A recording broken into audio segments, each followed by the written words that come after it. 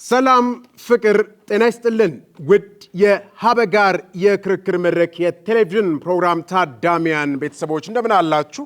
ይህ ሀበጋር የተሰኘው የክርክር መድረክ የቴሌቪዥን ፕሮግራማችን ነው። አብራችሁ እንድትቆዩ የምጋብዛችሁ እኔ ጠበቃ አበባው አበበ ነኝ። ለዛሬ ለክርክር ርዕሰ ጉዳይነት የመረጥነው በኢትዮጵያ ሰላምና እርቅ ለመገንባት የሚያስችሉ በቂ የሰላም መሰረተ ልማቶች አሉ የሉም ሲሉ ተከራካሪዎቻችን ተሰይመዋል። አቶ ጣሰው ጀጎ በቂ የሰላም መሰረተ ልማቶች አሉ ይላሉ። የፌዴራሊዝምና ከባቢያዊ አስተዳደር ባለሙያ ናቸው። አቶ ጥላሁን ሊበን በቂ የሰላም መሰረተ ልማቶች የሉም ሲሉ ለክርክር ቀርበዋል። ዓለም አቀፍ ግንኙነትና ዲፕሎማሲ ባለሙያ ናቸው። እንደው እንደ ጥያቄ እንደ መነሻ እንዲሆን ለውድ ተመልካቾቻችንም ግልጽ እንዲሆንላቸው ጥያቄን አነሳለሁ። በዋናነት እንደው በኢትዮጵያ ሰላምና እርቅ ለመገንባት የሚያስችሉ በቂ መሰረተ ልማቶች አሉ ሲሉ ለክርክር ተሰይመዋል። አቶ ጣሰው እንደው ምክንያታዊ ማስረጃዎት ምን ይሆን ይሄን ለማለት በቂና ግልጽ በሆነ አግባብ ቢያስረዱልን። 5 ደቂቃ አለዎት፣ ይቀጥሉ። አመሰግናለሁ። በኢትዮጵያ ብዙ የመሰረተ ልማቶች አሉ ከማለት ይልቅ በቂ የመሰረተ ልማቶች አሉ ብዬ ለመከራከር ስቀርብ ከመረጃ በላይ እንዳለኝ ለማሳወቅ እወዳለሁ። የመጀመሪያው እንትናችን መሰረተ ልማታችን የፌዴራል መንግስት እንደመሆናችን መጠን በፌዴራል ደረጃና በክልል ደረጃ ያሉ ህገ መንግስቶች ናቸው።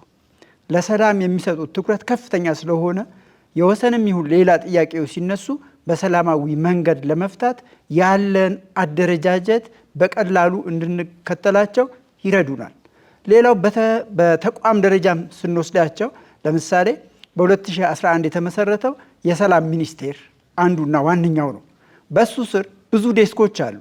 ከነዚህ ዴስኮች መካከል አንደኛው ማለት የሚቻለው የሰላም ግንባታ፣ ሁለተኛው የብሔራዊ አንድነት ግንባታ ዴስክ ሲሆን ሌላኛው ከግጭት አንጻር የሚሰሩ ስራዎችን የሚሰሩ ግጭት መከላከል፣ የግጭት ቅድመ ሁኔታ ሲቹዌሽን ሩም ወይም ደግሞ የሁኔታ ክትትልና ግምገማ እንዲሁም መሰረታዊ ሀሳቦችን በመያዝ ትንተናዎችን የሚሰሩ ዴስኮች መኖራቸው ነው። በሌላው በኩል ብሔራዊ የምክክር ኮሚሽኑ በ2021 እንደ ፈረንጅ አቆጣጠር ተመስርቶ በስራ ላይ ይገኛል። ሌላው በኢትዮጵያ አለ ብዬ መሰረተ ልማት ነውና ጥሩ መጋጋቢ ስራዎችን ከሌሎች ጋር ተጋግዞ ይሰራል የምለው የኢትዮጵያ ሰብአዊ መብቶች ኮሚሽን ነው። ይህ ኮሚሽን እስከ ክልሎች ድረስ ቅርንጫፎችን ከፍቶ የሚያስተዳድረው የሚሰራው ስራ ስላለ መልካም ስራዎችን እነዚህ ተቋማት ሰርተው መሰረተ ልማትነታቸውን ያረጋግጣሉ የሚል አቋም ስላለኝ ነው። በሌላ በኩል ክልላዊ የሰላም መሰረተ ልማቶችም እንዲሁ በኢትዮጵያ 12 ክልሎችና 2 ከተማ አስተዳደሮች ውስጥ አሉ። ከነዚህ መካከል ዋነኛው የሰላምና ጸጥታ ቢሮዎች የሚባሉት ናቸው። እነዚህ የሰላምና ጸጥታ ቢሮዎች እንደየ ሁኔታቸው በዞን በወረዳ ደረጃ ተቋቁመው በሀገራችን ትልቅ ስራ እየሰሩ በመሆናቸው ምክንያት ጥሩ መሰረተ ልማት በቂ መሰረተ ልማት ኢትዮጵያ አላት ማለት አስችሎኛል። ሌላው ልማዳዊና ባህላዊ መዋቅሮቻችን ናቸው። የሽማግሌዎች ምክር ቤቶች፣ የሃይማኖት መሪዎችና ባህላዊ የግጭት መፍቻ ስርዓቶቻችን እንዲሁም አሰራሮች ያሏቸው በመሆናቸው ጥሩ መደላድል አለን፣ ጥሩ አቅም አለን ማለት ያስችላል። ሌላው ሲቪል ማህበረሰቦችና ህብረተሰቡ ተኮር የሆኑ የሰላም ገንቢ ተዋናዮች አሉን ብለን ማሰብ እንችላለን። እነዚህንም ከምን አንጻር ልናይ እንችላለን? ዋነኞቹ የሃይማኖት ተቋሞች ናቸው። ምክር ቤቶች አሏቸው። በሃይማኖት ተቋማት ውስጥና መካከል የሚፈጠሩ ችግሮችን ለመፍታት በሰላም ዙሪያ የሚሰሩ ስራዎችን ለማቀናጀት በጣም ትልቅ ስራ እየሰሩ ያሉ ናቸው ማለት ይቻላል። ሌላው ከእነዚሁ ጋር አብሮ የሚሄደው በውስን ዞኖች የተመሰረቱ የሰላም ኮሚቴዎች አሉን። በወቅታዊ ጉዳዮች ላይም ተመስርተው የሚመሰረቱ ጊዜያዊ የሆኑ ኮሚቴዎች በየክልሉ፣ በየወረዳው፣ በየዞኑ፣ በየሀገር አቀፍ ደረጃ በሀገር አቀፍ ደረጃም ተመስርተው የሚሰሩ አሉ።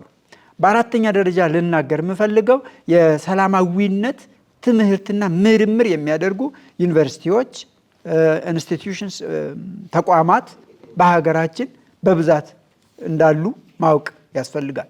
እነዚህ ካሉን መሰረተ ልማቶች አሉንና በቂ ናቸው። ስለ አሰራራቸውና ሌላውን ጉዳይ ሌላ ጊዜ ብናወራበት መልካም ነው ብዬ አስባለሁ። በሌላ በኩል በትምህርት ቤቶች የሰላም ክበቦች በሰላም ሚኒስቴር የሚደራጁ፣ በትምህርት ሚኒስቴር አማካኝነት ደግሞ በየትምህርት ቤቱ የሰላም የተማሪዎች ፓርላማዎች፣ በሴቶችና ማህበራዊ ጉዳይ ሚኒስቴርና ቢሮዎች የሚመሰረቱ የህፃናትና የወጣቶች ምክር ቤቶች፣ እነዚህንና ሌሎችንም መጠቃቀስ እየቻልኩ ከጊዜ አንጻር የምተዋቸው ብዙዎች ስላሉ መልካምና በቂ መሰረተ ልማቶች አሉኝ ስል በልበ ሙሉነት ነው። አመሰግናለሁ። እናመሰግናለን። እኛም ተመልካቾቻችን በመከታተል የምትገኙት ሀበጋር የክርክር መድረክ የቴሌቪዥን ፕሮግራማችንን ነው። አሁን ደግሞ ወደ ሁለተኛው ተከራካሪያችን በቀጥታ አልፋለሁኝ። አንድ ጥያቄም አነሳለሁ። በኢትዮጵያ ሰላምና እርቅ ለመገንባት የሚያስችል በቂ የሰላም መሰረተ ልማቶች የሉም ሲሉ ለክርክር ቀርበውልናልና ተከራካሪዎች ቅድም 1 2 3 ብለው መንግስታዊም ከመንግስታዊ መዋቅር ውጪ የሆኑ መሰረተ ልማቶችን ሁሉ በዝርዝር ሲያነሱ ነበረና እኒህ ሁሉ መሰረተ ልማቶች እያሉ እሳቸው እንዳሉት እርስዎ እንዴት ለክርክር የሉም ብለው ተሰየሙ? እሳቸው ዘርዝረዋል። እንግዲህ ጥያቄው አሉ የሉም ብቻ ሳይሆን ካሉ ማስረጃ፣ ከሌሉ ደግሞ ማስረጃ ያስፈልጋል። ተቋማቱም አሉ። ለምሳሌ አንድ ሰው አለ የሚባለው በህይወት ሲኖር ነው፣ ከሞተ የለም። እነዚህ መሰረተ ልማትም ከዚህ የተለዩ አይደሉም። እንደው ማስረጃዎትን እኮ ልሄድ ነው እኮ ለምሳሌ እሳቸው አንስተዋል።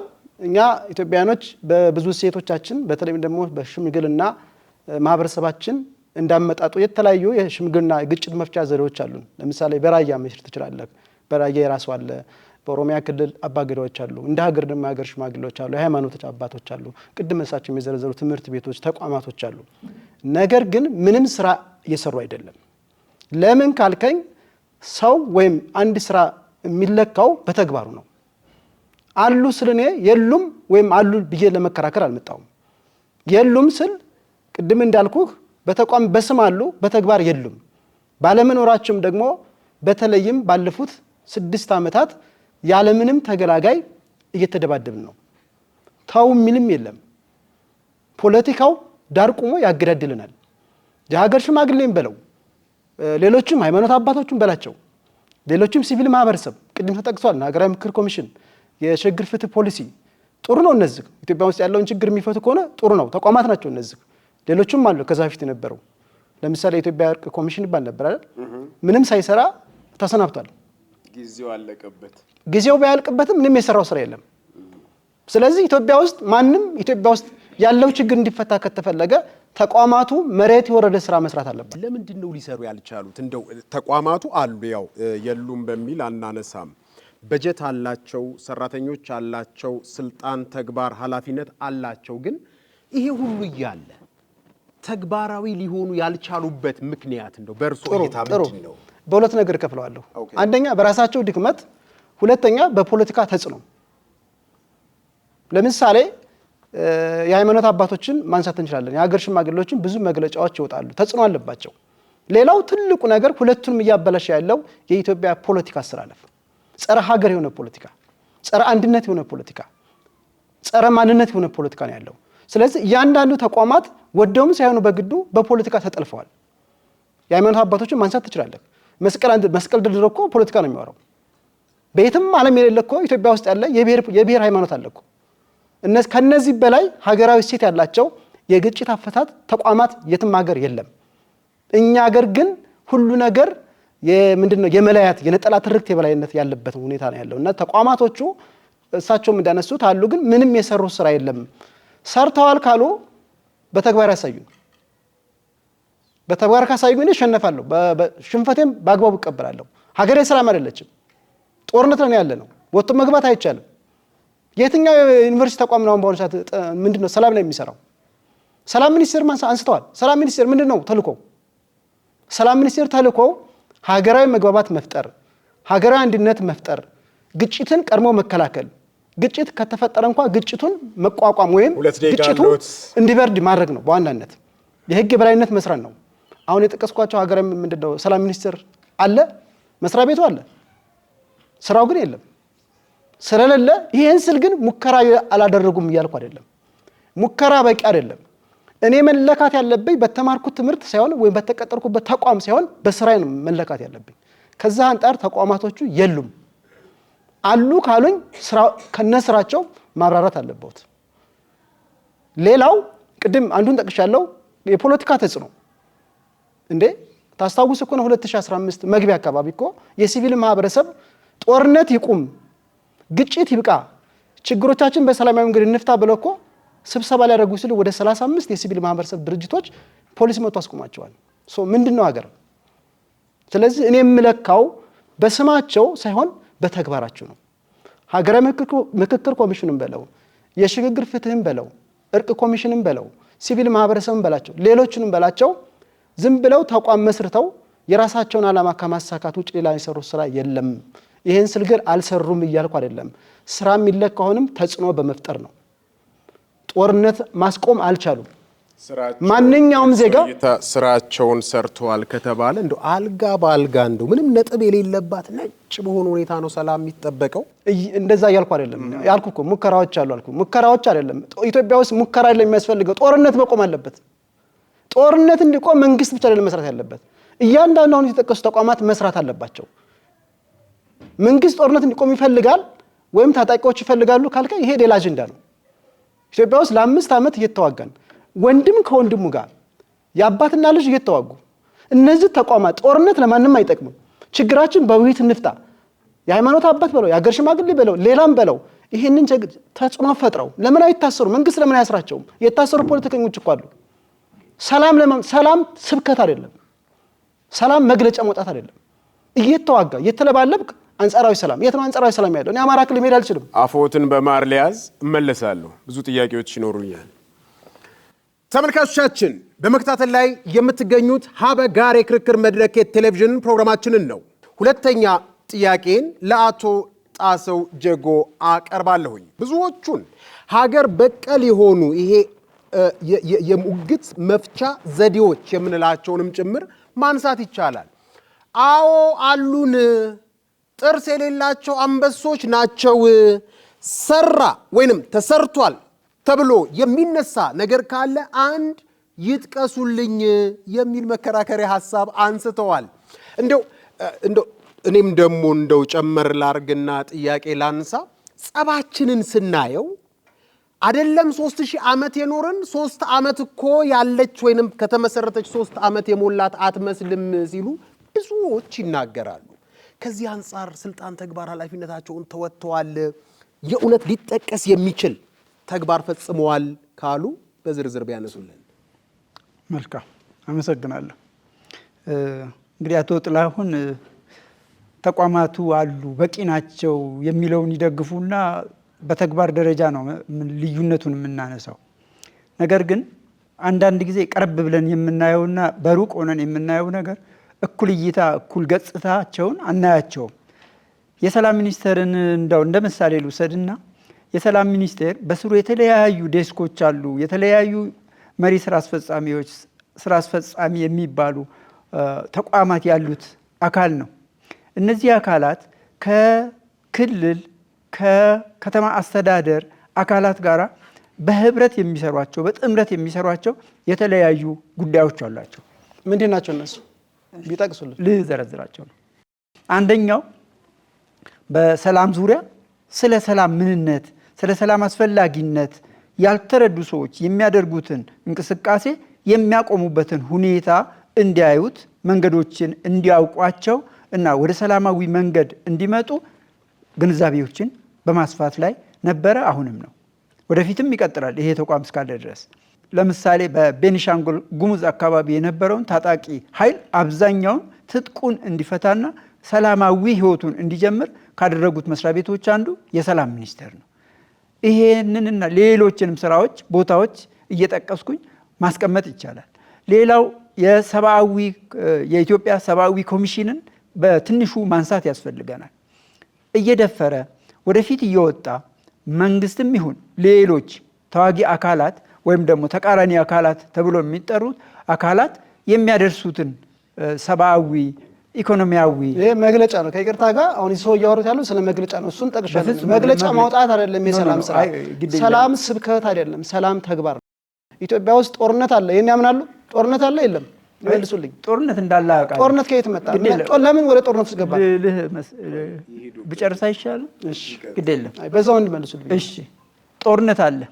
ጦርነቱ ባልተግባቡ ሀሳቦች ወይም ደግሞ ያልተግባቡ ሰዎች ሁኔታዎችን በተቀምጦ ከመነጋገር ይልቅ መሳሪያ ይዞ መነሳት ምናልባት ማን ያግባባቸው? ማን እየመለሱ ማን ያግባባቸው? ተቋማት አሉ ካለ እነዛ ተቋማት ማግባባት አለባቸው። እዚህንም ጥያቄ እኮ ይሄ ነው። በዛው ምን እንድመልሱልኝ ማን ያግባባቸው? እርሶና እኔ ከተጋጨን አበባው ማስታረቅ አለበት። አበባው ለማስታረቅ ፍላጎት ከሌለው እርሶና እኔ እንደባደባለን። ኢትዮጵያ ውስጥ ያለው ነባራዊ ሁኔታ ይሄ ነው። አያርገው ይቀጥሉ ነው። ይሄ ሁሉ ሰው መግቢያ ሊያጣሉ። እሺ። እና የኢትዮጵያ ሰብአዊ ኮሚሽን ትልቅ እድገት አሳየ ከምለው በዚህ 2-3 ዓመት በተለይ ዶክተር ዳንኤል በቀለ የሚባሉ ሰው በነበሩበት ወቅት ከፍተኛ የሆኑ ሰብአዊ ጥሰቶችን በመንግስትም ሲደረጉ እያጋለጠ ተገቢ አይደለም እስከ ማለት የሚደርስ አካል ነው። ይሄ አንዱ ስራው ነው። የሃይማኖት ተቋማት ጉባኤዎችን እንመልከት። ስራቸው ምን ነበረ? እስካሁንስ ምን እየሰሩ ነው? በሰላም ዙሪያ የምትናገር ወይም ደግሞ ለውይይት የምትሆን መጽሔቶችን እያዘጋጁ በሀገር አቀፍ ደረጃ በውጭውም ደግሞ መልእክቶችን እያስተላለፉ ብዙ ነገሮችን ሰዎች እንዲረዱና ወደ ሰላማዊ ህይወታቸው እንዲመጡ ያደረጉበት አጋጣሚ አለ። ያ ከሆነ ይላሉ እሳቸውና እንዴት እንዲህ አይነት ውጥንቅጥ ውስጥ ገባን? ከአዲስ አበባ ወጣ ብለን እኮ በሰላም ደርሰን መምጣት አልቻልንም ይላሉ እሳቸው። ኢቭን ቤተሰብ መሀል ራሱ ፖለቲክሱ ገብቶ አለመግባባት ፈጥሯል ሲሉ የአባትና ልጅን ማስረጃ አነሱና ከዛ አንጻር ለምን እንዲሆነን? በጣም ጥሩ። ምንድነው 1000 ሆነን ባዶ እጃችንን ከምንቆም አንድ መሳሪያ የያዘ ሰው ብዙ ረብሻ ሊያነሳ ይችላል። እነዚህ ረብሻ እዚህም እዛም የምናያቸው እውነት እንደ አማራ ህዝብ ወይም እንደ ኦሮሚያ አካባቢ እንደሆነ አካባቢ እንደምንጠቅሰው አካባቢ ሙሉውን ጦርነት ሆኖ ያለበት አይደለም። እንደሱ ቢሆን በልተን የምናድረው ጠጥተን የምንወጣው ለብሰን ወዲያ የምንልበት አጋጣሚ አይኖረንም ነበረ። ጦርነት የለም እያልኩ አይደለም። ግጭቶች እዚህም እዛም አሉ። እነዚህ ግጭት ሳይሆን ጦርነት ነው ያለው። ቆይ እንደ ቸርነቱስ ቢሆን እንደዛ ያለ ነው። አሁን በግልጽ እንደ ሀገር 10 ሚሊዮን ህዝብ ይሄን አሁን ያሉትን ማሟላት የማንችልበት ሀገር ላይ ያለ ነውና እንደው ያ መሆኑ በራሱ ወይንም ቤዚክ ኒድስ የመሰረታዊ ፍላጎት አሟልተን መሄዳችን በራሱ ከሰላም ጋር ንጽጽር ሊኖረው ይችላል። እንግዲህ ዘላቂ ሰላም፣ አሉታዊ ሰላም የሚባሉ ነገሮች አሉ በሰላም ዙሪያ። አሁን እኛ በአብዛኛው ሳይሆን በውስን ቦታዎች ላይ አሉታዊ ሰላም አለ። ግጭቶች አሉ። ግን በአብዛኛው ህብረተሰባችንን ስንመለከት ማህበረሰቡ አብሮ የሚኖረው የትኛውም ክልል ላይ ያለው ማህበረሰብ አብሮ የሚኖረው አዎንታዊ ሰላሙን ስላረጋገጠ ነው። በልቼ ማደር የምችለው ከከሌ ጋርም ሆኜ በመኖሬ ነው ብሎ ስለሚኖር ነው። ቅድም እንዳልነው ጥያቄዎች ያሏቸው አካላት በመድረክ ላይ የሚጨርሷቸውን ነገሮች በጦር መሳሪያ ነው የምንጨርሰው ብለው ወደ መዋጋቱ የሚሄዱ አካላት እንዳሉ መካድ አይቻልም። ነገር ግን ቁጭ ብሎ የመነጋገር የመወያየት ባህላችን ደካማ ስለሆነ ቅንጅታዊ አሰራራችን ቅድም አቶ ጥላሁንም እንዳሉት ገና ያልተጠናከረና ያልተደራጀ በመሆኑ አንዳንዴ የበጀት ጥያቄዎች እዚህም እዛም ሰዓት ጨርሰዋል። በኋላ የምንመለስ ይሆናል። ምናልባት እንደው የሰላም መሰረተ ልማቶች በሚል የዘረዘሯቸው እሳቸው የሚያነሷቸው አሉና በቂ ህዝባዊ ወገንተኝነትና ቅቡልነት አላቸው? ነው ወይንስ ፖለቲካው ስለሚጫናቸው ነው እንደነዛ አይነት ተግባራቸው ሊሰሩ ያልቻሉት? እሳቸው ደግሞ ሲሉ ነበር እንደው በሩቁ ሆነን እንተቻለን እንጂ ጠጋ ብለን ብናይ እያልተሰሩ ያልሆኑ ነገሮች የሉም፣ ብዙ ነገሮች እየተሰሩ ነው የሚል ሐሳብ አላቸው። ከዚህ አንፃር ምላሽ እሳቸውም ቅድም አንስተዋል። አሁን ብዙ ስራ ሰርተዋል። ግጭት ያለው የተወሰነ ቦታ ብቻ ነው እንጂ ሰላም ነው እያሉ ነው ያሉት። 80% ህዝብ ከመቶ 80% ህዝብ ችግር ውስጥ እያለ እንደው ሌሎቹ ሰላም ናቸው ብንል እንኳን እንደ ሀገር ካወራን እንደ አይነት ሰላም የለም ቤትም አለ። እሳቸው ቅድም አሁን ሲያነሱ እንደነበረው ለማህበረሰባቸው እያደረሱ ነው፣ ግንዛቤ እየሰጡ ነው ሲሉ ነበር። በምንድን ነው ግንዛቤ የሚሰጡ? በየትኛው ሚዲያ? ሚዲያው ፖለቲካ ነው የሚያንጨዋርቀው። ሚዲያው የተደመሰሰ ፖለቲካ ነው። ሚዲያው ኢትዮጵያ ሰላም ነች፣ በኢኮኖሚ በዲፕሎማሲ ኢትዮጵያ በቃ የሄደች ከአፍሪካ አንደኛ ነች ነው። ይሄ ነው ሰላም? ሚዲያዎቻችን ኢትዮጵያ ውስጥ ያለውን ችግር በሰላማዊ መንገድ እንዲፈታ ኢቭን እንኳን እነዚህ ተቋማቶቹ ለመስራት ቢሞክሩ እንኳን ሚዲያ የለም፣ የሚዲያ ተቋም የለም። ወደ እኔ ጥያቄ ይምጡልኝ። ተቋማቱ ህዝባዊ መሰረት ስላጡ ነው ፖለቲካው ጫና አድርጎባቸው ነው የሚለው? ህዝባዊ መሰረት አሁን እንግዲህ በሁለት መክፈል እንችላለን። ተቋማቶቹ ይለያሉ። ለምሳሌ ቅድም አንስተዋል እሳቸውም የሀገር ሴቶች አሉ። ለምሳሌ የሀገር ሽማግሌ፣ የሃይማኖት አባቶች፣ ትምህርት ቤቶች፣ እነዚህ ሲወርዱ ሲዋረዱ የመጡት ሴቶቻችን ናቸው፣ በእርቅ ላይ የሚሰሩ እነሱ የፖለቲካ ተጽዕኖ አለባቸው። አንድ እሱ ነው። ሁለተኛ ደግሞ የሚሰማ የለም። ኢትዮጵያ ውስጥ እኮ አሁን ጦርነት ይቁም አይጠቅመንም እኮ የሚል ዜጋ የለም እያልኩ አይደለም። ሰላም ሚኒስቴርም ፍጹም አልሰራም እያልኩ አይደለም። ሙከራዎች አሉ፣ መግለጫዎች አሉ፣ ግን ሰላም የለም። ሰላሙ በየቀኑ እየተባባሰ ነው የመጣው። የኔ ጥያቄ መግለጫ አይደለም፣ ሰላም ድርጊት ነው። ሰላም ማለት እየተዋጋክ ሰላም አለ አይባልም። ሰላም ደግሞ ከዛም በላይ ነው። ሰላም ሁለንተናዊ ሰላም ነው። አንተና እኔ እዚህ የምናወራው አዲስ አበባ ሰላም ስለሆነ ነው። ከአዲስ አበባ ወጣ ብንል መሄድም አንችልም። ይምጡ ወደ ጥያቄ 2 ደቂቃ ስላሉት። ሰላም እኮ ስንል ለሰላም የፈቀደ አካል ሊኖር ይገባዋል፣ ለመስማማትም። በዛ ላይ አንዳንዴ ፍትህንም በሰላም ፍትህንም በጦርነት አመጣለሁ ብሎ ደግሞ የሚያስብ ይኖራል። ይሄ ያልሆነበት ምክንያት ህዝባዊ መሰረት ስለሌለው ነው የፖለቲካው ጣልቃ ገብነትና የፖለቲካው ችግር ነው ብለው ነው የሚያምኑት? ወደ እሷ እንምጣ እስቲ፣ መፍትሄውንም ለማንሳት እንዲያመችን። አነሳ እኮ ቅድም ለምሳሌ ከሀገር ሴቶች አንፃር የሀገር ሽማግሌዎች የግጭት አፈታት የራሳችን አለን አይደል? እነሱ አሁን ህዝባዊ መሰረት ያላቸው ናቸው። የሃይማኖትን አባት የማይሰማ ማህበረሰብ ኢትዮጵያ ውስጥ የለም ማለት ትችላለን። ለምን አልሰሟቸው እኮ? የኔም ጥያቄ ለምን አልሰሟቸውም? ጥሩ ጥያቄ። አገሪቱ የምትዘወረው ማህበራዊ ሚዲያ በለው ማንኛውም መልቲ ሚዲያ በለው የምትዘወረው በፖለቲከኞች ነው። ታች ያለው ማህበረሰብ ስለ ሀገሩ ሰላም ማውራት ጦርነት ይብቃ የሚል አሁን ሰላማዊ ሰልፍ ጦርነት ይብቃ ብሎ ሰላማዊ ሰልፍ መውጣት ይቻላል? ጥሩ መጡልን እኮ አሁን ይቻላል። ልመጣ ነው፣ በፊትም ወደዛ ልመጣ ነው። እሺ ለምን መሰሎት እንደዚህ ያልኩት? የሃይማኖት ተቋማት ወይንም የሃይማኖት አባቶች እንግዲህ የፈጣሪ ሲምቦል ናቸው። ከፖለቲካውም ከየትኛውም አግባብ በላይ አንድ የሃይማኖት አባት ይደመጣል። ለምንድን ነው የሃይማኖት አባቶች በዚህ ሁኔታ ይሄንን ስልጣናቸውን ሲተገብሩ ህዝባዊ መሰረት አጥተው ተቀባይነት ያጡት የሚለውን ማየት ብንችል? ህዝባዊ መሰረት አጥተዋል እያልኩ አይደለም፣ አልሰሩም እያልኩም አይደለም። ግን ፖለቲካው ራሱ የሃይማኖት አባቶች ውስጥ ገብቷል፣ የሀገር ሽማግሌዎች ገብቷል። ለምሳሌ ምሳሌ ላንሳልህ። ኢትዮጵያ ውስጥ በነበረ የኢትዮጵያ ኦርቶዶክስ ተዋሕዶ ቤተክርስቲያን አለመግባባት የብሔር ሃይማኖት ተፈጥሯል። አሁንም ትግራይ ክልል እኮ የትግራይ ኦርቶዶክስ ነው የሚባለው። ይሄ እኮ አሳፋሪ ታሪክ ነው። ይሄ እኮ የሃይማኖት አባቶች አለመስራት እኮ ነው። ስለ ሰላም ስናወራ በነገራችን ላይ ሰላም ከመጽሐፍ ቅዱስና ከቁርአን ጋር ይገናኛል። ሰላም ማለት ለምሳሌ ሰላም ማለት ነው። ክርስትና ደግሞ እግዚአብሔር ማለት ሰላም ማለት ነው። ከነዚህ የመጡ ናቸው፣ ትውፊቶች ናቸው። የሀገራችን ሲወርድ ሲዋረዱ የመጡ ናቸው። አሁን ግን የፖለቲካው የበላይነት ስላለ፣ የነጠላ ትርክ የበላይነት ስላለ ሚዲያውን የተቆጣጠሩት ፖለቲከኞች የሚዲያ የደም ነጋዴዎች ናቸው። ሚዲያ ስንል ማህበራዊ ሚዲያ ለምሳሌ ቲክቶክ ማንሳት ትችላለን። ቲክቶክ ላይ በሃይማኖት የሚጫወቱ አሉ አይደል? ሌሎችም አሉ። ስለዚህ እነዚህ ሚዲያውን የተቆጣጠሩት ኢትዮጵያ ውስጥ ሰላም የነሱን የማህበራዊ ሚዲያ በለው የሚኒስትሪ ሚዲያ በለው ፖለቲከኞች ናቸው ሰላም የነሱን እንጂ ማህበረሰባችን ውስጥ ችግር የለም። እንመለሳለን። ታንክ ዩ ውድ ተመልካቾቻችን፣ ይህ ሀበጋር የክርክር መድረክ የቴሌቪዥን ፕሮግራማችን ነው። አሁን ወደ 3ኛው ጥያቄ አልፋለሁኝ። አቶ ጣሰው ተከራካሪዎት አቶ ጥላሁን በግልጽ እያነሱ ያሉት ምንድን ነው? ለምሳሌ ተቋማቱ አሉ፣ የሚሞክሩት ነገር አለ፣ ግን ተቋማቱ በራሱ ፖለቲሳይዝድ ሆነዋል። በተሻለ መልኩ ፖለቲካውን ነው እንጂ የሚያራምዱት የተቋቋሙበትን ስልጣን፣ ተግባር፣ ኃላፊነት ስላልተወጡ ነው ይሄ ሁሉ የሆነው። የሃይማኖት ተቋማት ጭምር የሃይማኖት አባቶች ጋር ሁሉ ፖለቲካው ገብቶ ውጥንቅጥ አምጥቶብናል አይደለም ተቋማቱ እያሉ ነው። ምን ይላሉ እርሶ? 2 ደቂቃ አሉት። አመሰግናለሁ።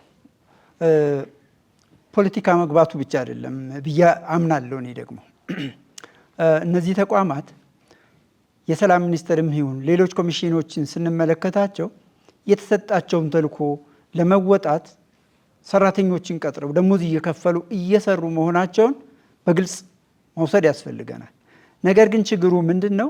የማህበረሰባችን ከማህበረሰቦቻችን ጥቂቶቹ አንዳንድ ነገሮችን የሚያነሱባቸው አካሄዶች ለውይይት፣ ለክርክር፣ ለምክክር በማያመች ሁኔታ የጥያቄዎቻችን አቀራረብ አንዳንድ ጊዜ ጠመንጃ ይዣለሁ ከሚል አንጻር የሚነሳ አይነት ብቻ ሊሆን ስለሚችል እኛ ከጥንት ጀምሮ ተዋጊዎች ነን የሚለውን ዛሬም ተዋጊ ሆነን የሆነ መብታችንን እናስከብራለን፣ የሆነ መንገዳችንን እንሄዳለን ከሚል አይነት ሀሳብ ብቻ በጠረጴዛ ዙሪያ ተቀምጠን የሆነ ነገርን እናሳካለን፣ ስኬታማ እንሆናለን የሚለውን አስተሳሰብ ብዙም ስላላዳበርን ይሄን ሁኔታ ወደ ግጭት በሚያመራ ሁኔታ ውስጥ ወደቅን ብዬ አስባለሁ።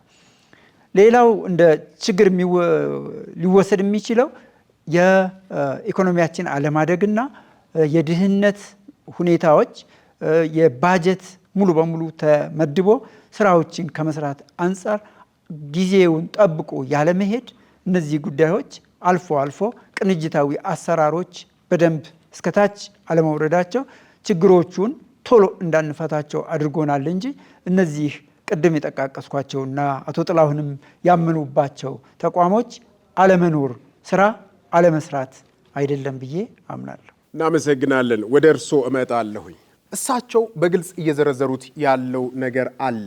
ላለመግባባታችን፣ ለሰላም ማጣታችን ምክንያት የሚሉት ተቋማቱ ደግሞ እንዳሉ ያምናሉ። እርሶ ተግባራቸውን ነው እንጂ ጥያቄ ውስጥ የከተቱት ምን ይሁን? እነዚህ ተቋማት ምን ቢያደርጉ የተሻለ ሰላም ሊመጣ ይችላል ብለው ያምናሉ? ተከባብረን ተፋቅረን በሰላም እንድንኖር እዚች ሀገር ላይ ምን ይደረግ? ከማን ምን ይጠበቅ? የተቋማቱ ብቻ ነው የነዋሪውስ የዜጋውስ ኃላፊነት አይደለም ወይ? እውነት ነው። ሰላም የመንግስት ወይም የፓርቲ ብቻ ሳይሆን የእያንዳንዱ ዜጋ ኃላፊነት ነው። ሰላም ከሌለ ምንም የለም። ይህን ሁላችንም ስናምን እንደ ዜጋ እንደ ሀገር ስናስብ ሀገራችንን ሰላም ይመጣል ብዬ አስባለሁ። ከዛ አንጻር ነው የኔ አቋም ኢትዮጵያ ውስጥ ያለው ችግር አሁን የመንግስት ብቻ ነው ብዬ አልወስድም። እሳቸውም አንስተውታል። አሁን ወደ ጦርነት የሚገቡ ወይ ችግሮቻቸውን በትጥቅ ትግል ለማሳካት ጦርነት ከፍተው እየተዋጉ ነው ብለዋል። እነዚህን ጦርነት እንዳይከፈት ወይም ጦርነት ወደ ትግል ወደ ጫካ እንዳይገቡ የማድረግ የማን ኃላፊነት ነው? ሰላም ላይ ባለመስራታችን እኮ ነው። እኔም እየተከራከርኩ ያለሁት ተቋማቱ እኛ አጋጣሚ ሆኖ በታሪክ የከበርን ሀገር እንደመሆናችን መጠን ተቋማቶች አሉ፣ ግን በቂ አይደለም ናቸው የሚለው አይደለም የሚያከራክረን። አሁን ተቋማቱ ምን ሰሩ በሚለው አይደለም እየተከራከርኩ ያለሁት። እሳቸው ግን ሰርተናል። ሰላም ሚኒስቴርን አንስተዋል። የሰላም ሚኒስቴር ቅድም አንስቼዋለሁ። ዋና ተልዕኮ ሀገራዊ መግባባት መፍጠር፣ ሰላምና አንድነት ላይ መስራት፣ የህግ የበላይነትን እንዲከበር ማድረግ ነው በዋናነት ተልዕኮ። በአጭሩ ኢትዮጵያ ውስጥ የህግ የበላይነት የለም። የሰው ልጅ በሰላም ወጥቶ የማይገባበት ማንም ጉልበተኛ መንገድ ላይ አግቶ 1.5 ሚሊዮን አምጣ ካላመጣ ብሎ እየደፈ ገሎ አስፋልት ላይ የጣላት የህግ የበላይነት የለም። የህግ የበላይነት የለም ኢትዮጵያ ውስጥ። የኔ አቋሜ ነው። ሰዓት ጨርሰናል። በኋላ በማጠቃለያዎት ይመጣሉ። ተመልካቾቻችን በመከታተል ላይ የምትገኙት ሀበጋር የክርክር መድረክ የቴሌቪዥን ፕሮግራማችንን ነው። አብራችሁን እንድትቆዩ የምጋብዘው እኔ ጠበቃ አበባው አበበ ነኝ። አሁን ደግሞ ከናንተ ከውድ ታዳሚያን የሚነሱ አራት ጥያቄዎች ይኖሩናል። አንድ ምሳሌ አንስቼ ብቻ ነው ጥያቄን በዛው እንዲመልሱልኝ የምፈልገው። በቅርቡ አንድ አካባቢ ላይ ወደ ቦረና አካባቢ አንዲትን እንስት ጥፋት አጥፍታ በደቦ ሽማግሌዎች በተቀመጡበት ዛፍ ላይ ታስራ ስትገረፍ አይተናል። ራሷን መቆጣጠር እስኪያቅታትና በሕክምና ከፍተኛ የሚባል ደረጃ ላይ ደርሳ እስክትታከም ድረስ ማለት ነው። የሀገር ሽማግሌዎች በተቀመጡበት ሀገር ማለት ሰላሟ የሚመጣው ከአካባቢ ነው፣ ከማህበረሰብ ነው የሚወጣው። ሁሉም ነገር እንደ ካልቸር የመጣ ነገር ሊሆን ይችላል። ግን አንዲት ሀገር ሰላሟን ልታገኝ የምትችለው በምትመለከተውና በምታየው ነገር ነው። ሚዛን እየደፋ ያ ነገር ሲመጣ መግረፍ፣ መምታት፣ መግደል ህግ ይሆናል ማለት ነው። የሚያስቆሙ አይኖርም። እነዛ ሽማግሌዎች አሁንም ድረስ በሽምግልና ላይ ቁጭ ብሏል። መንግስት እንደ መንግስት ሊወስድ የሚገባውን ኃላፊነት አልወሰደም። ለምን? ዛሬም ፍርድ ይሰጣሉ። እነዛ ሽማግሌዎች ሰላምን ለማምጣት ማን ያውቃል፣ ወደ ሌላ ቦታ ሄደው ሰላምን እንዲያመጡ ሊላኩ ይችላሉ። እዛ ጋር ያልተፈታ ችግር በሀገር ደረጃ ላለመሆኑ ምንም ዋስትና የለንም። በአካባቢ ያልተፈታ እንዴት ሀገርን የመቀየር አቅም ይኖረዋል የሚለውን ነው ማንሳት የፈለኩት። አመሰግናለሁ። ሰላምን በሁለት መክፈል እንችላለን። አዎንታዊና አንጻራዊ ሰላም ማለት እንችላለን። አንጻራዊን ያው ለሚሊቴሪው ፓርት ነው የምንሰጠው። ስለዚህ አዎንታዊ ፓርት እንዴት ነው መገንባት የሚቻለው የሚለው ነው። አንድ የሚያደርጉ እሴቶች አሉ በእምነቱ ተቋማት፣ በጎሳ መሪዎች። ለምን የለም አልክ? ታንኪዩ። እሺ፣ ሰላም ሲነሳ ምክር ይነሳል፣ ምክር ሲነሳ ደግሞ መካሪ ይነሳል ይላሉ። በሀገራችን ውስጥ እንደሚታወቀው በርካታ ምሁራኖች ሂድ በለው ግፋ በለው የጦርነትን ጣምና አላጣጠምንም በሚሉበት ሰዓት በሚሉበት ወቅት ላይ ሰላምን ካራቁት እርቅ እንዴት ይኖራል ብለው ያስባሉ። ኢትዮጵያ ውስጥ ሰላምና እርቅን ለመገንባት በቂ የሰላም መሰረተ ልማቶች አሉ ብለዋል። እነዚህ መሰረተ ልማቶች ካሉ ታዲያ ሰላምና እርቅ ለማምጣት ምንድን ነው ያገደን? ለምን ተሳነን? ሰላምና እርቅ ለምን አላመጣንም? በእነዚህ መሰረተ ልማቶች ብቻ ሰላምና እርቅ ማምጣት ይቻላል? ሰላም ሚኒስቴር የሰራው ስራ የለም ብለህ ስትገልጽ ማለት ነው። አሁን ለምሳሌ በኦሮሚያ ክልል ኦነግ ሸኔ ተብሎ የሚንቀሳቀስ ኃይል ውስጥ በጃልሰኝ የሚመራውን ኃይል ሰላም ፈጥሮ ህዝቡ ወደ ማህበረሰቡ እንዲቀላቀል ተደርጓል። ይሄ አንድ ሰላም ሚኒስቴር የሰራው ስራ ነው እና ይሄንን በምን አንጻር ታየዋለህ እልሃለሁ። መንግስት ሰላም ጥሪ ያደርጋል። ጥሪውን ተቀብሎ መምጣት የሚችለው የታጠቀው ኃይል ነው እንጂ መንግስት መቼም በኃይል ይዞ ናና ስለ ሰላም ለድርድር ተቀመጥ ብሎ አይለው። ይሄ መንግስት በምንም አንጻር ናና ብሎ እጁን ይዞ ጠምዝዞ ሳይሆን የሚያመጣው ቀጥታ ናና እንደራደር ብሎ በየጊዜው ጥሪ ያደርጋል፣ መግለጫ ይሰጣል። ይሄንን በምን አንጻር ታየዋለህ? ከዚህ ውጪ መንግስት ማድረግ የሚችለው ምንድን ነው ብዬ አመሰግናለሁ። ተመልካቾች ተመልሰናል። ይህ ሀበጋር የክርክር መድረክ የቴሌቪዥን ፕሮግራማችን ነው። የተለያዩ የሙያ ዘርፍ ላይ ያሉ ምሁራኖችን በመድረኩ የጋበዘ ወቅታዊና ሀገራዊ በሆኑ ጉዳዮች ላይ የክርክር መድረክ የሚያዘጋጀው ሀበጋር የክርክር መድረክ የቴሌቪዥን ፕሮግራማችን ነው። ደበበ ኃይለ ገብርኤል የህግ ቢሮ ከአርትስ ቴሌቪዥን ጋር በመተባበር ዘወትር ረቡዕ ከምሽቱ 3 ሰዓት ጀምሮ ወደ እናንተ በቤታችሁ ይደርሳል። አብራችሁ እንድትቆዩ የምጋብዛችሁ እኔ ጠበቃ አበባው አበበ ነኝ። አቶ ጣሰው ጀጎ በቀጥታ ወደ እርስዎ ልለፍ። የፌዴራሊዝምና ከባቢያዊ አስተዳደር ባለሙያ ናቸው። ለተነሱት 4 ጥያቄዎች ምላሽ ይስጡልን በ6 ደቂቃ ውስጥ። አመሰግናለሁ።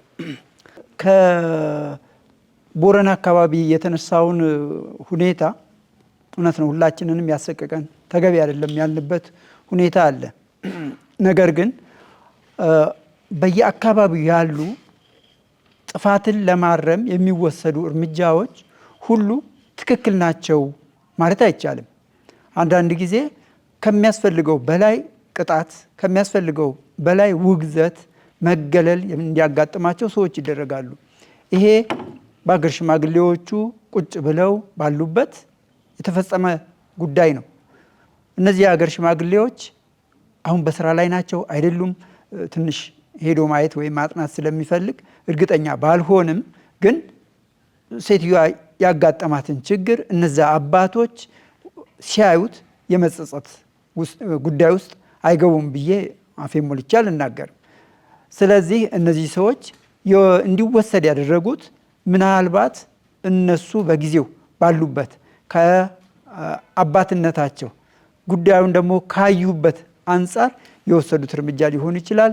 ይሄ ጥፋት አይደለም እያልኩ አይደለም፣ ግን እነሱ ባዩበት አንግል ስላልሆንን እኛ ተገቢ አይደለም ብለን ሁላችንም መናገር እንችላለን። እነሱም ነገ የሚጸጸቱበት የጉዳቷን ሁኔታ ሲያዩ ካሳ እንድታገኝ ሁኔታዎችን የሚያመቻቹ ሆነዋል ብዬ አስባለሁ። ሌላው በተደጋጋሚ የተነሱ ጥያቄዎች ተቋሞቹ መኖራቸው ብቻ በቂ ነው ወይ ነው መጀመሪያ ላይ የተጠየቅ ነው። በቂ የመሰረተ ልማት ሰላምን ለማስፈን እርቅን ለማውረድ መሰረተ ልማቶቹ በበቂ ሁኔታ ደረጃ ኢትዮጵያ ውስጥ አሉ ወይ የሚለውን ለመመለስ ያህል አዎ አሉ ነው ብለን የተነሳ ነው። በማህበረሰብ ውስጥም ያሉ ቅድም ከቤቱ የሚጠቃቀሱ እኔ ያልጠቀስኳቸው እንዳውም እናንተ የሞላችሁልን ሀሳቦች፣ አሰራሮች፣ አደረጃጀቶች፣ የምክር የተግሳጽ ሁኔታዎች፣ የማግለል ሁኔታዎች ሁሉ በየቦታው ያሉት እውነት ነው። ሰላምን ለመገንባት አጥፊን ለመገሰጽ የተጎዳውን ደግሞ ለመካስ የሚወሰዱ እርምጃዎች በጣም ከእስከ ብለን በማንገልጽበት ደረጃ እጅግ ብዙ ናቸው፣ በርካታዎች ናቸው፣ ውጤታማም ናቸው፣ ተቀባይነትም አላቸው። ተአማኒነታቸውም ከፍተኛ ነው። በታችኛው የህብረተሰብ ክፍል በተለይ በቀበሌዎች በወረዳዎች ላይ ያለው ህብረተሰብ በእነዚህ በሃይማኖታዊ የጎሳ የአካባቢ ሁኔታዎች የሚሰሩ ስራዎች ላይ ከፍተኛ ተቀባይነት ያላቸው እሴቶችን እኔ ያልገለጽኳቸው እናንተ ግን የገላለጻችኋቸው እነሱ ኢትዮጵያን አቁመዋታል ማለት ይቻላል። እነዚህ ፎርማል የምንላቸው መደበኛ መስሪያ ቤቶች አጋዦች ሆነው እነዚያን አጠንክረው የሚሄዱበት ሁኔታ የሚኖር ከሆነ ኢትዮጵያ ዛሬ ያላት እዚህ እዛ የተከሰቱ ግጭቶች፣ አለመግባባቶች በሰላማዊ መንገድ የሚፈቱበት እጅግ በርካታ መንገዶች እንዳሉ ይሰማኛል። ሰላምን አርቆ አዎንታዊ ሰላምን እንዴት ይገነባል ነው ከዛ ጥያቄው። አዎንታዊ ሰላም የምንለው መጀመሪያ አንጻራዊ ሰላም ሲመጣ ነው። አንጻራዊ ሰላም ወይም ኔጌቲቭ ፒስ የሚባል እንትኑ ሀሳቡ ጦርነት የቆመ ግን ውስጥ ውስጡን የሚብላላ ሀሳብ ያለበት ጦርነትም የለም ሰላምም የለም የሚባልበት አይነት ነው። እንግዲህ ይሄ አንጻራዊ ሰላም የሚባለው ይሄ አንጻራዊ ሰላም እንዲመጣ የሚሰሩ ስራዎች እዚህም እዛም ይሰማሉ፣ ይታያሉ። ወዲያውኑ ግን ተግባራዊ ለመሆን ጊዜው ይፈልጋሉ፣ ሁኔታ ይፈልጋሉ። አንዳንድ የመደላድል የማፋጠኛ ስልቶች እየተከተሉ መሄድ ያስፈልጋቸዋል። ህዝቦችን ከተፈናቀሉበት ወደሚመለሱበት ሁኔታ መደላደል ያስፈልጋል። ይሄ ገንዘብ ይፈልጋል። ይሄ ገንዘብ ይፈልጋል። የሰዎችን ፈቃደኝነት ይፈልጋል። በአካባቢው ሲመለሱ ምንም አይነት ጉዳት እንደማይደርስባቸው እርግጠኛ መሆንን ይጠይቃል። ስለዚህ እነዚህን ስራዎች የሰላም ሚኒስቴርም ሆነ ሌሎች የክልል የሰላምና የጸጥታ አካላት እየሰሩባቸው ነው። ህብረተሰቡን አሳምኖ ከመመለሱ በፊት አካባቢውን ሰላማዊ ከማድረግ አንጻር ይህንን እየሰራ ስለሆነ ሰላማዊ አዎንታዊ ሰላምን ለመገንባት አንድ መደላደል ነው ብዬ አስባለሁ። ሌላው እነዚህ መስሪያ ቤቶች ውጤታቸው እዚህ ግባ የሚባል አይደለም የምንለው ዛሬ እኛ ድሮ እርስ በርስ የመጋጨት ሳይሆን ወራሪ ሲመጣ በጋራ የመመለስ ባህሉን ከፍ አድርገን ስለምናየው ነው እንጂ ይሄ እዚህ እዛ ያሉ ግጭቶች፣ አለመግባባቶች በቀላሉ ብንቀመጥ የሚፈቱ ሁኔታዎች ነገ ተፈተው ውጤታቸውን ይሄ መስሪያ ቤት ለካ ይህንን ይሰራ ነበረ እያል ለማውራት ሰነዶችን አንብቦ ለመረዳት ሁኔታዎች እና ጊዜ ስለሚፈልግ ትንሽ ጊዜ ከሰጣችሁ ሁኔታዎች ተረጋግተው ሰላም ሰፍኖ በሁላችንም ጥረት እዚህ ጋር ስላወራን ብቻ ሳይሆን ወርደን ደግሞ ከተጋጮችም ጋራ ብትተውስ ብለን ተነጋግረንበት ሰዓት የሚያበቃ ይመስለኛል። ለመሰግናለሁ።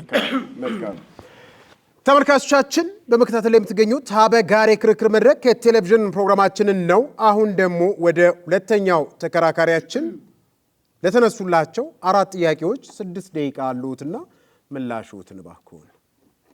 አመሰግናለሁ። በነገራችን ላይ እሳቸው አሁን የተናገሩ ስለ ሚዲያ ላይ ስላለችው ኢትዮጵያ ነው እንጂ የኢትዮጵያ ሕዝብ ስለሚኖርባት ኢትዮጵያ ምንም እስካሁን አልተናገሩም። ወደ ጥያቄ ምላሽዎት ልሄድ ነው ወደዛ። የመጀመሪያው እሳቸው ያነሱት ሰላም ሴቶች የሉንም ብለሃል አላልኩም። እኔ የተነጋገርኩ ያለሁት ኢትዮጵያ ውስጥ ያሉት የእርቅ መሰረተ ልማቶች የእርቅና የሰላም መሰረተ ልማቶች አሉ። ኑሮውም በቂ አይደሉ፣ የኖሩትም እየሰሩ አይደለም።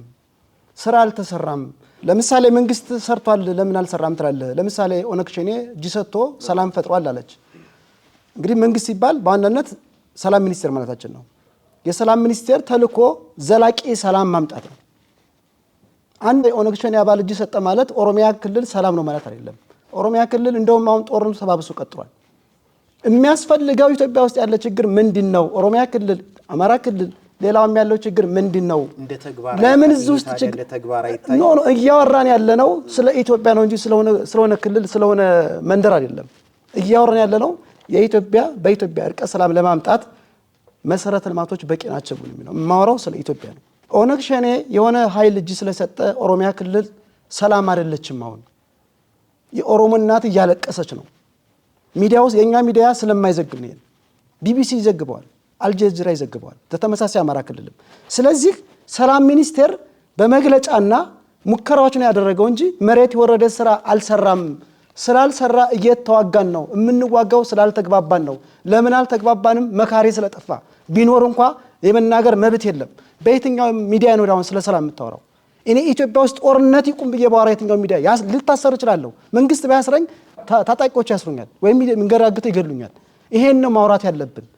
ስለ ኢትዮጵያ ስናወራ ነባራዊ ሁኔታ ነው። ሰላም አንጻራዊ ትላላችሁ። አንጻራዊ የፖለቲካ ቃል ነው። ሰላም ሁለንተናዊ ነው። ቅድም እዛ ተነስቷል። ሰላም ጦርነት አለመኖር ብቻ አይደለም ትላላችሁ። አይበሉኝ እኔ እዚሁ ላይ መንግስት ምን ያድርግ ከተባለ ባጭር ቋንቋ መንግስት ከታጣቂዎች ጋር ይደራደር። ኢትዮጵያ ውስጥ ጦርነት ካልቆመ የሃይማኖት አባቶችም ሌሎች ዓለም አቀፍ የሃይማኖት አባቶች ቢመጣ የኢትዮጵያ ችግር በሽምግልና የሚፈታ ነው። ታዲያ አንዱ ተቋም የምንድነው የብሔራዊ የምክክር ኮሚሽኑ ተግባሩ አይደለ እንዴ? ይሄንን ለማሳካት ሳር ለይሄድ ያቀነሰለ ጥሩ ሀገራዊ ምክክር ኮሚሽን ወይም ምክክር ማድረግ ግብ አይደለም። ብዙ ሀገሮች ሀገራዊ ምክክር አድርገው ስኬታማ ሆነዋል። ስኬታማም አልሆነም። መመካከር አለበት አላሉም። አሁን እኮ ልሄድ ነው ወደዛ እኮ ሀገራዊ ምክክር ያስፈልገናል ስላልተግባባን ሀገራዊ ምክክር ያስፈልገናል ብለን ሀገራዊ ምክክር ኮሚሽን ተቋቁሟል። መንግስት ሊመሰገን ይገባል። ሀገራዊ ምክክር ኮሚሽኑ ምንድነው ዓላማው? እነማን ናቸው ሀገራዊ ምክክር ላይ መመካከር ያለባቸው? መንግስትና የታጠቁ ኃይሎች፣ አብዛኛው ሀገራችን ፖለቲካ ፓርቲዎች ያልተሳተፉበት ሀገራዊ ምክክር ኮሚሽኑ ምንድነው ፋይዳው?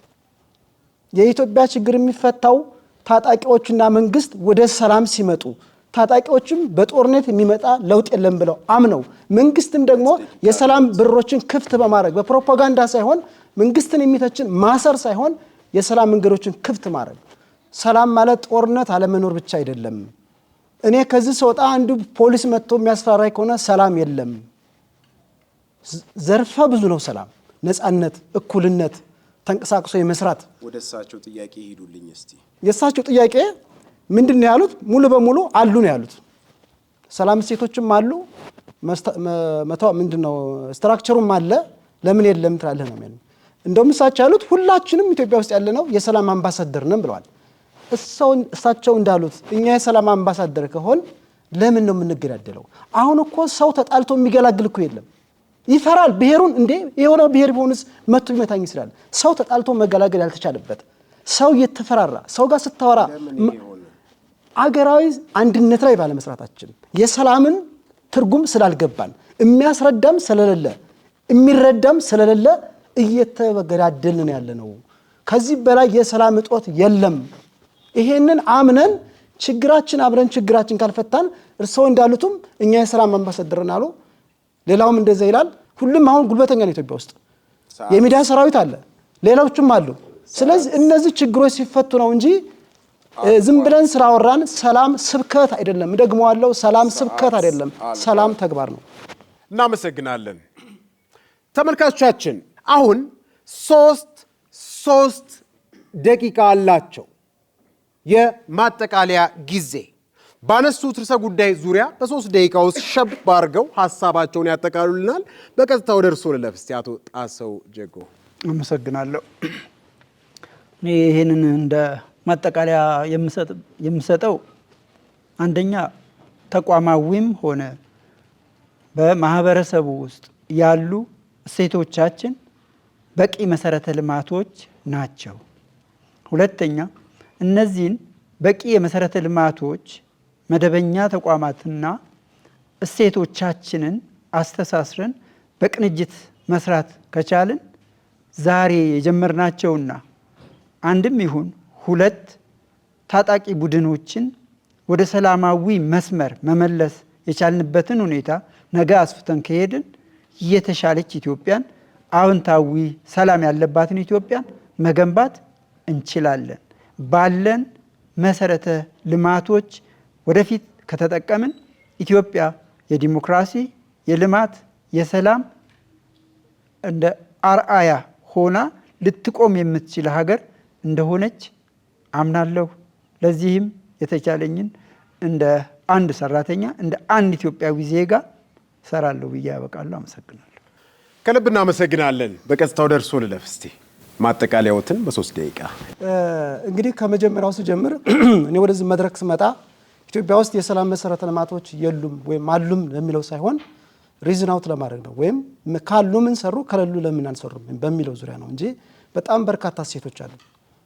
አሁን ግን ነበሩን እያልን ያለ ነው። ይህን ስል ምንድነው ካለው ነባራዊ ሁኔታ አንጻር ሰው ማስታረቅ እንኳን ሰው ተደባርቦ እንኳን የሚገላግል ትውልድ እየጠፋ ነው ያለው። ይሄ ደግሞ የኢትዮጵያ ወቅታዊ አቋም ነው። ይሄንን ማመን አለብን።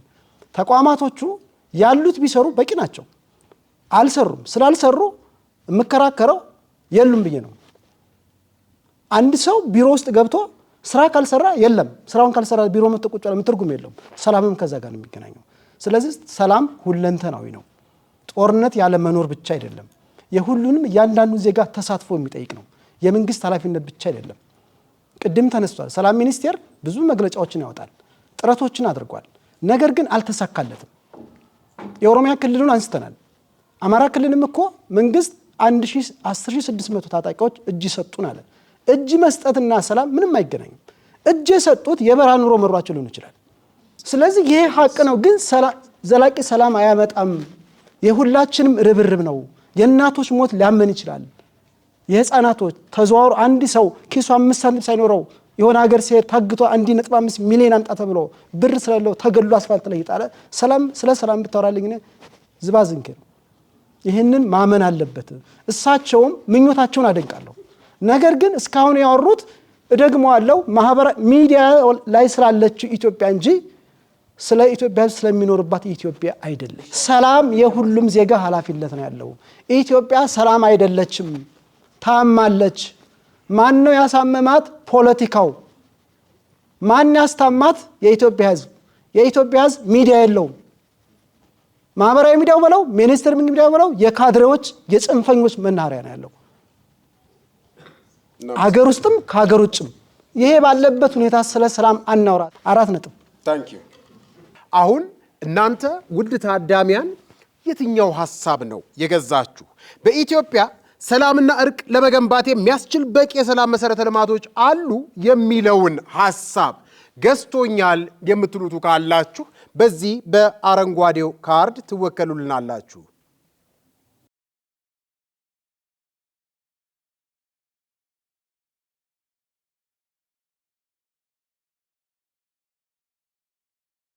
በኢትዮጵያ ሰላምና እርቅ ለመገንባት የሚያስችል በቂ የሰላም መሰረተ ልማቶች የሉም ሲሉ ያነሱትን ሐሳብ የምትደግፉ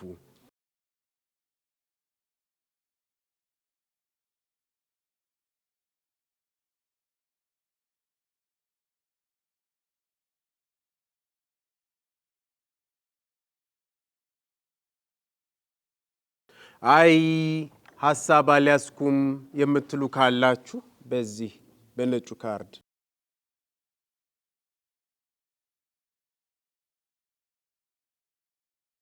ተመልካቾቻችን ውጤት ደርሶናል። በኢትዮጵያ ሰላምና እርቅ ለመገንባት የሚያስችል በቂ የሰላም መሰረተ ልማት አለ የለም ስንል ያደረግነው ክርክር እንግዲህ ቅድመ ክርክር ላይ በቂ የሰላም መሰረተ ልማቶች አሉ ስትሉ 22 ሰዎች መርጣችሁ ነበረ። በርዕሰ ጉዳዩ ዙሪያ ሐሳብ የለንም ያላችሁ የነበራችሁ 17 ነበራችሁ። ድህረ ክርክር ወይንም ከክርክሩ በኋላ አሉ ስትሉ ቀድማችሁ 22 የነበራችሁ 13 ሆናችሁ። በቂ የሰላም መሰረተ ልማቶች የሉም ስትሉ በፊት 25 የነበራችሁ 45 ሆናችሁ። ሐሳብ አልያዝኩም ያላችሁ 17 የነበራችሁ ከክርክር በፊት 6 ሆናችሁ። በዛሬው ክርክራችን በቂ የሰላም መሰረተ ልማቶች የሉም ያለው ሐሳብ 45 ለ13 አሸንፏል።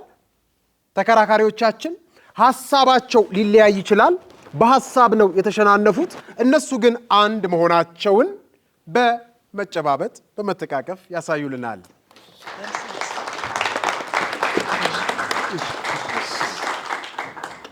ሰላም ሁኑልን።